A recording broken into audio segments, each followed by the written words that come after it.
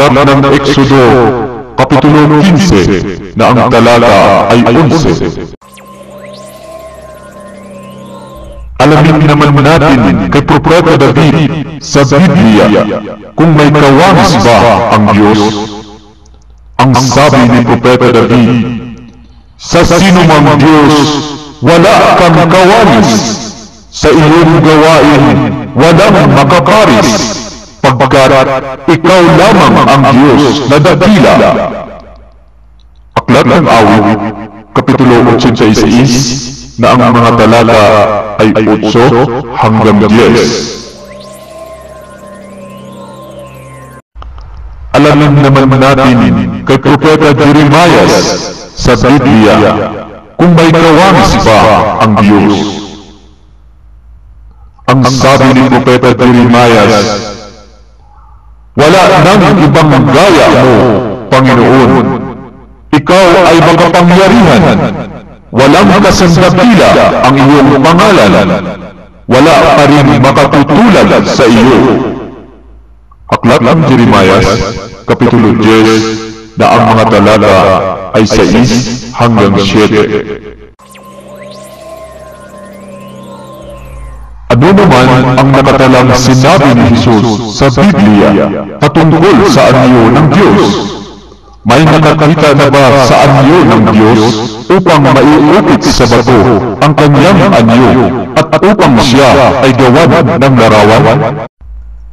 Ang sabi ni Jesus sa Biblia, ang Ama na nagsugo sa atin, kailanman ay hindi ninyo narinig ang kanyang tinig at nakita ang kanyang anyo. Ebanghelyo ayon kay Juan, Kapitulo 5, na ang talata ay 37.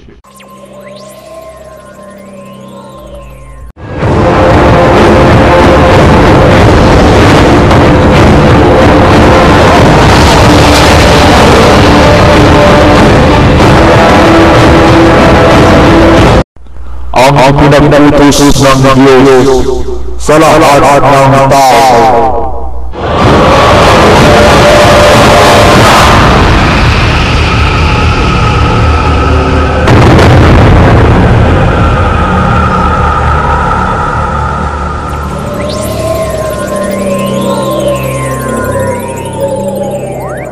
Ang sabi ng Diyos, huwag kayong maglilingkod sa mga Diyos-Diyosan ni gagawa ng imahen upang ang iyan ay sambahin.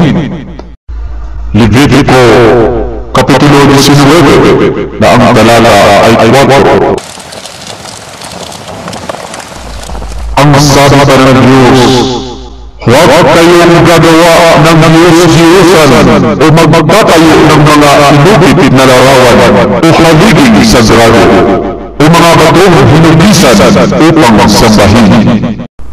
Levitico, Kapitulo 26, na ang talata ay 1.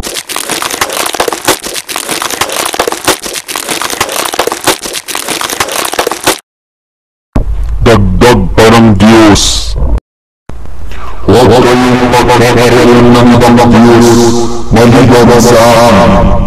Huwag kayong magkakaroon ng Diyos-Diyosan o kaya larawan o multo ng anumang larawan na nasa langkatan, nasa lupa o nasa sangkap. Huwag kayong lilipod o maglilipod sa laman sa mga Diyos na pangyalan. Aklat ng Exodo, Kapitulo 20, na ang talata ay 3 hanggang 5.